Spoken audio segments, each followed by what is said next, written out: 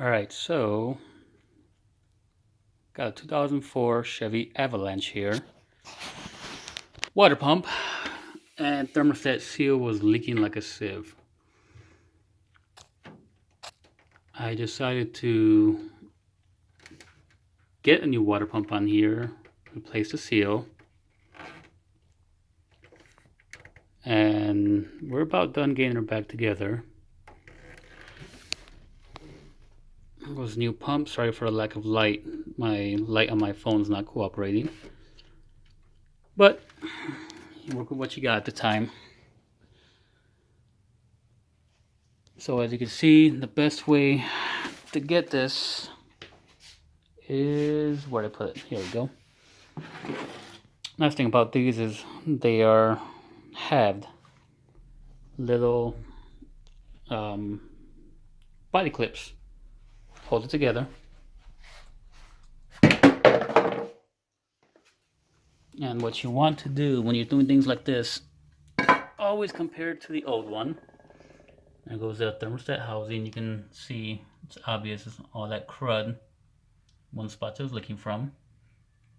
But you got parts that are hard to, there we go, we get the right setup. You got parts that's hard to see the bolts, like on this one. This one right here, it's kind of hiding under because it's kind of tucked into the engine. So it's always best to take the old part and compare it before you do anything. And then you can see where everything goes. So obviously this is the old one. Got the new one in there. Like I said, it's about done going back together. Nice little cold air system that was a bit annoying to take out. All you mainly need for this is a 10mm, 15mm, and maybe a flathead and a pick. That's basically all I have to do this. I find a lot of jobs, a nice 90 or 45-degree pick works great. And like I said, nice flathead to help undo the hose clamps. And if you have the name is escaping me right now, but the tool to for the snap rings, like, I don't know if you'll be able to see it. Likely not. There's one on this hose here. My finger's touching it, but you can't exactly see it.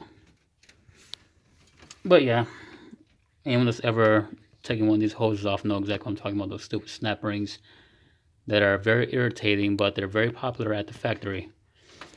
A pair of pliers or the tool to compress that and get that out the way so you can do what you got to do. And that's basically it. Just go to town. These fan clutches can be interesting because this one was rusted on, so I had to take the entire water pump and fan clutch assembly out as one unit and took it over to a buddy's house where we put it on the bench vise, and we took an air hammer to get it off of there. You don't want to use the hammer that's meant to put a groove in there. Something was a little more dull, and she'll come right on out. And yeah, just get her on there and you're good to go. Just put everything back together as needed. For the belt, it's good to remember, a lot of these new vehicles don't have it, but these older vehicles, bless their heart for putting these diagrams on there. But like a lot of things they do with cars nowadays, they remove things like this. A lot of Chevys, well, cars in general, won't have the transmission dipstick. And one of the reasons I was told is that they grew tired of people damaging their transmissions by putting the wrong fluid, lack of check, and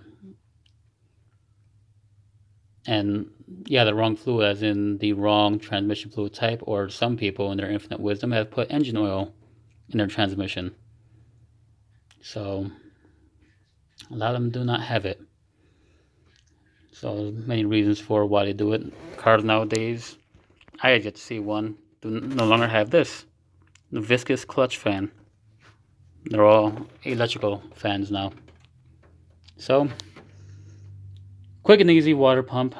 Like I said, all these hoses and stuff, which route right here where the upper half of the shroud will go. Just get those out the way. Get the shroud out. Remove the fan clutch on board if you can. In theory, the tension of the belt should hold it, but like I said, this one was rusted on. So if you gotta take it somewhere, do what you gotta do. And yeah, that's basically it. 2004 Chevy Avalanche. Basically the same thing as a Silverado. This is a 5.3, the most common engine in them. So there you go.